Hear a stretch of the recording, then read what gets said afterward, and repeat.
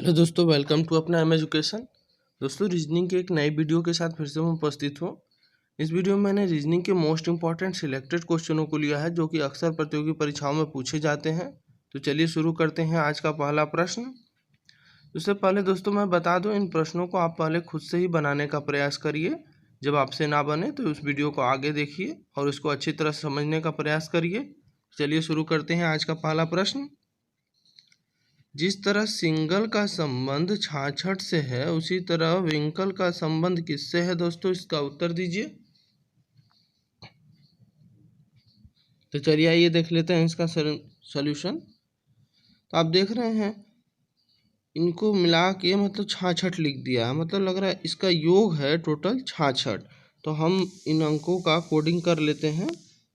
तो जो हमारा ये है एस कितने नंबर पे आता है? 19, फिर उसके बाद ये 9, फिर 14, फिर जी 7, 12, 5, सबको आपस में प्लस कर लेते हैं।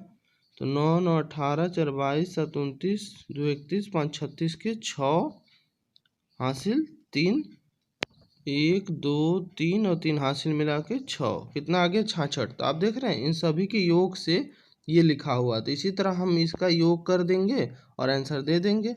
तो 23 हमारा जो है W 23, उसके बाद 9, 14, 11, 12 और 5, सबको प्लस कर लेते हैं। 9 3 12 4 16, 16 1 17 2 19, 19 5 24, 24 के 4 हासिल 2, 2 3 4 5 और 2 हासिल 7, कितना आ गया? 74। तो ऑप्शन नंबर 3 बिल्कुल सही है, 74। अगला प्रश्न। यदि जल को भोजन कहा जाए, भोजन को वृक्ष कहा जाए, वृक्ष को आसमान कहा जाए और आसमान को दीवार कहा जाए तो फल कहाँ पर होंगे? दोस्तों इसका उत्तर दीजिए। तो चलिए आइए देख लेते हैं इसका सलूशन। तो क्या कह रहा है? जल, जल को क्या कहा जाए? भोजन, और उसी तरह भोजन को वृक्ष। तो आप जानते हैं आपसे पूछा क्या है? पूछा है यहाँ फल को कहाँ पर होंगे, फल कहाँ पर होंगे। आप समझ रहे हैं ना, फल कहाँ पे? तो फल कहाँ पे उगते हैं? वृक्ष पे।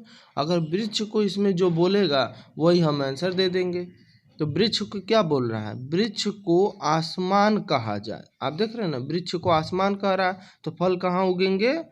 आसमान पे। ऑप्शन नंबर 1 हमारा बिल्कुल सही होगा। आशा करते हैं दोस्तों आपको प्रश्न समझ में आया होगा। अगला प्रश्न। किसी बिंदु में से 35 किमी दक्षिण दिशा की ओर चला, फिर बाईं ओर मुड़कर 17 किलोमीटर चला और अंत में फिर बाईं ओर मुड़कर 35 किलोमीटर चला। तो बताइए कि मैं अपने प्रारंभिक स्थान से कितनी दूर पर हूँ? ठीक है, इसका आंसर दीजिए। तो चलिए आइए देख लेते हैं इसका सलूशन। ये क्या करा? किसी बिंदु से जब मैं चला तो 35 किलोमीटर दक्षिण की ओर। तो दक्षिण आप जानते हैं, इधर ऐसे 4 दिशा बना देंगे तो यहाँ क्या हो जाएगा? उत्तर, और नीचे दक्षिण, यहाँ पूरब, यहाँ पश्चिम। ठीक है दोस्तों, ये चारों दिशा का बस ध्यान रखिए। इधर पश्चिम होता है, इधर पूरब, इधर उत्तर, इधर दक्षिण। बस इसी पे बैठा लीजिए। चलिए इसको बैठा लेते हैं। पहले इसको साफ कर दें, फिर बिठा देते हैं। तो चलिए आइए देखते हैं। तो ये क्या कह रहा है कि 35 किमी दक्षिण दिशा में। तो दक्षिण दिशा में चलते हैं। 35 किमी दक्षिण नीचे की तरफ था, 35 किमी चले। उसके बाद क्या बोला है कि फिर वो बाईं ओर मुड़ा। तो बताइए अब आपका बायां किधर होगा? इस साइड में। तो बायां कितना हुआ? 17 किलोमीटर। बाएं ओर मुड़ा 17 किलोमीटर, फिर अंत में वो बाएं ओर मुड़ा और 35 किलोमीटर। तो फिर बाएं मुड़ेंगे तो इधर जाएंगे 35 किलोमीटर। अब वो पूछ रहा है कि मैं अपने प्रारंभिक स्थान से कितनी दूर पर हूँ। तो इस शुरू तो यहाँ से किया था, शुरू अपना यहाँ से किया, अब पहुँच कहाँ गया है? यहाँ पर। तो इन दोनों के बीच की दूरी कितनी हो गई? 17 है। तो जब चलना शुरू किया तो यहाँ से चला, ऐसे गया, ऐसे जाके यहाँ पहुँच गया। तब इन दोनों में जो गैप है वही तो पूछा है कि इन दोनों के बीच की दूरी कितनी है। तो 17 किलोमीटर। तो ऑप्शन नंबर 2 बिल्कुल सही है, 17 किलोमीटर। आशा करते हैं दोस्तों ये प्रश्न आपको अच्छे से समझ में आया होगा। अगला प्रश्न, ZX प्रश्नवाचक चिन्ह, प्रश्नवाचक चिन्ह के स्थान पे क्या आएगा दोस्तों, इसका उत्तर दीजिए। तो चलिए आइए देख लेते हैं इसका सलूशन। तो सबसे पहले इन प्रश्नों को हल करने पहले कोडिंग किया करिए। इसका Z कितने नंबर पे आता है, 26, और X जो है 24, V 22 नंबर पे। तो आप देख रहे हैं क्या कर रहा है, 2 कम किया इसमें भी, फिर इसमें 2 कम किया। तो इसी तरह हम आगे भी 2 कम कर लेंगे। तो 22 में से 2 कम करेंगे 20, और 20 नंबर पे क्या आता है, T। तो ऑप्शन नंबर 4 बिल्कुल सही है, T। दोस्तों आशा करते हैं ये प्रश्न आपको बहुत अच्छे से समझ में आया होगा। अगला प्रश्न, चलिए इसको हल करिए। 5 का संबंध 4, 9, 20 लिखा है। उसी तरह 3, 8, 11, 24 लिखा है। तो 9, 4, 13 प्रश्नवाचक चिन्ह, प्रश्नवाचक चिन्ह के स्थान पे क्या आएगा दोस्तों, इसका उत्तर दीजिए। तो चलिए आइए देख लेते हैं इसका सल्यूशन।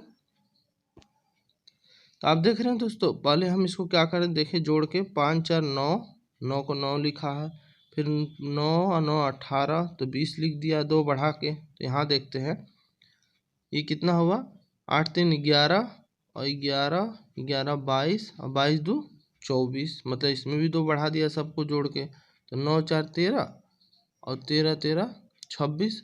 तो 26 में 2 बढ़ाएंगे 28, 28 तो देखिए ऑप्शन में नहीं है। इसका मतलब ये तरीका हमारा गलत है, इस तरीके से इसको नहीं कर पाएंगे। दूसरे तरीके से देखते हैं।